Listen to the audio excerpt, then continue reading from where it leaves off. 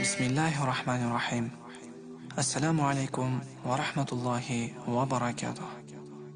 Go'zal Robbimizga cheksiz maqtov va shukrlarimiz bo'lsinki, va suyukli payg'ambarimizga Robbimizning salom va salovatlari yog'ilsin. Oylarning sultoni bo'lgan Ramazon oyi ham kirib keldi. Hammamizga ma'lumki, bu oylarda ajoyib voqealar sodir bo'lib turadi. Mana bugun ham bir ajoyib voqeani so'zlab bermoqchiman. Bu voqeaning qahramonlari 4 ta talaba do'stlar haqida. Ramazon kunlaridan birida do'stlari birgalikda iftorlik qilmoqlikni niyat qilishgan edi.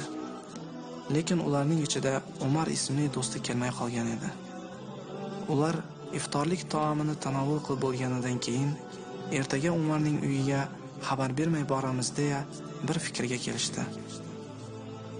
Umarning o'zi do'stlarining ichida odob, axloqi bilan ajralib turar edi. Ertasi kuni ular Umarning uyi tomon yo'l olishar ekan, ular Umarning yuzida tabassum, qalbida quvonch bilan eshik ochishini va birgalikda shirin taomlar ila iftorlik qilib, shu kechani xayrli o'tkazishni orzu qilishar edi. Eshik tugmachasi bosilib, eshik ochilgach, Umarning yuzini ko'rib, ularning orzulari barbod bo'ldi. Umarning qarashida sizlar nega keldinglar? Sizlarni kim chaqirdi degan ma'no sezilib turar edi. Bu noqulay vaziyatni tuzatish niyatida bo'lgan bir do'sti uylaringizdan bir shirin taomning hidi kelyapti-ku dedi. Shu paytda Umarning onasi paydo bo'ldi.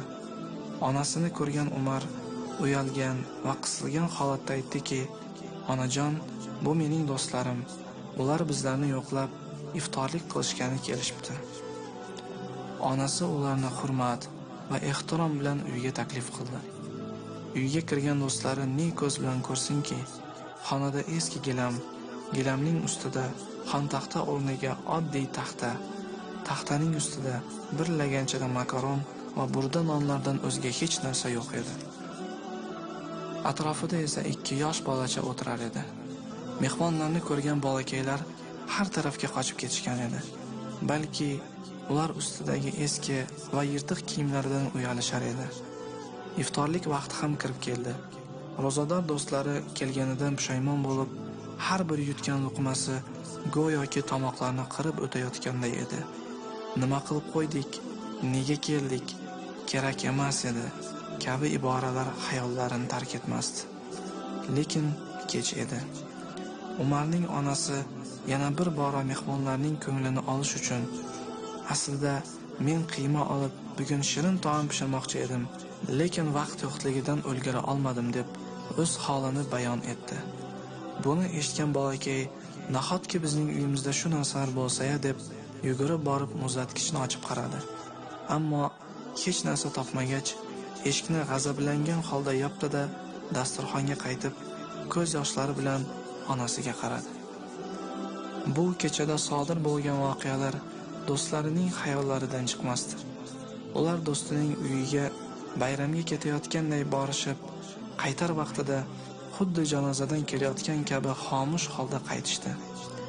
Tongda saharlik qilishar ekan, birining ko'zidan yosh oqsa, ikkinchisining tomog'idan taom o'tmasdi. Ertalab ular uchrashib, o'z fikrlari bilan bo'lishdi. Nima qilamiz? Qanday qilamiz? Chunki musulmon birodarimizning uyida nochor ahvolda qolgan bolakaylar bor. Biz ularni quvontirishimiz kerak. Lekin qanday? Pul bersak, Umarni xafa qilib qo'yishimiz mumkin kabi savollar qiynar edi. O'ylay ular bir qarorga kelishdi. Umarning yaqinidagi do'konga borib, uning egasi bilan quyidagi xayrli ish haqida kelishib olishdi. Biz sizga xarojatingizni bersak, siz esa mana bu oziq-ovqatlarni tayyorlab, shu manzilga yetkazib berib, quyidagi so'zlarni ham aytsangiz. Bu Ramazon oyining sharofatiga berilayotgan hadiyadir. Do'kon egasi ular aytganday qildi. Ertasiga esa Umar o'qishga xursand holda kirib kelib, biz kecha noqulay vaziyatda qoldik. Oyijonim hech narsa tayyorlab ulgurmagan edi. Ertaga iftorlikka kelinglar. Biz sizlarni yaxshilab kutib olamiz dedi. Umar aytganday, ular belgilangan vaqtda kelishdilar. Oldilaridan chehrasi ochiq bolalar yugurib chiqishdi. Oyijonim bugun mazali taomlar va shirinliklar pishirib qo'ydi. Marhamat, kiringlar, birga iftorlik qilamiz deya to'kin dasturxonga taklif qilishdi. Aziz do'stu birodarlar, suyukli opa-singillarim, albatta Ramazon oyi yaxshilik oyidir. Shunday ekan, yaxshilik qilishga shoshilaylik. Balki shu hikoyamizdagiday oilalar kam emasdir. Shuning uchun kelayotgan Ramazon oyida go'zal xulq-odobimiz, mehr oqibatimiz, go'zal amallarimiz bilan savoblarimizning egasi bo'lishimizni Alloh taolo nasib ro'za aylasin. Albatta Alloh taolo yaxshilik qilguvchilarni sevadi. Va axiru da'wana anil hamdulillahi robbil alamin.